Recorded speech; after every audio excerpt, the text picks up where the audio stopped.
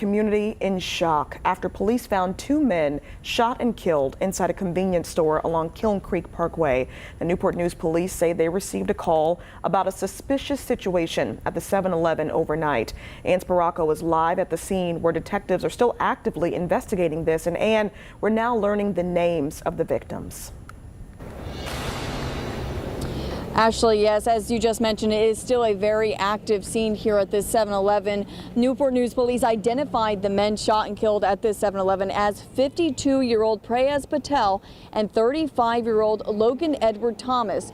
We spoke to Police Chief Steve Drew, who says he came to the scene around 3 o'clock this morning, calling it a horrible situation. Business owners at the Fairway Plaza in Newport News say they are like a family. It's a secluded, little hidden away Newport News, York County community. Ross Epstein owns a dental office here. He says after working and living in this neighborhood for 30 years, tragedies within his family of businesses tend to hit closer to his heart. It's heartbreaking that the real world has finally come to Kiln Creek.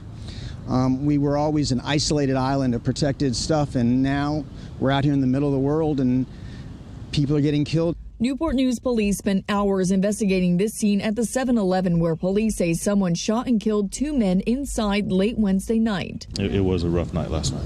Newport News Police Chief Steve Drew says he considers the people in this city as his family. He says his team is working tirelessly to find the person or people responsible. Trying to catch people that maybe that didn't answer the door last night or were asleep or may not be home.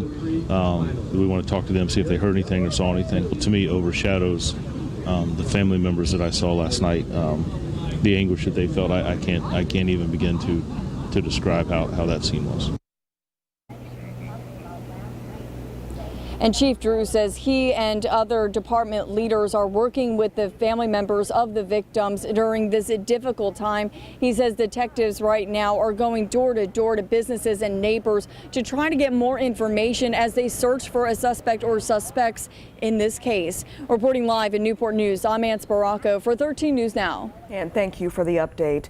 Newport News police are actively trying to figure out what led up to this shooting. If you know anything about this shooting or anyone involved, you're asked to contact the tip line at 1-888-LOCK-YOU-UP. You can remain anonymous and submit a tip through the P3 Tips app as well.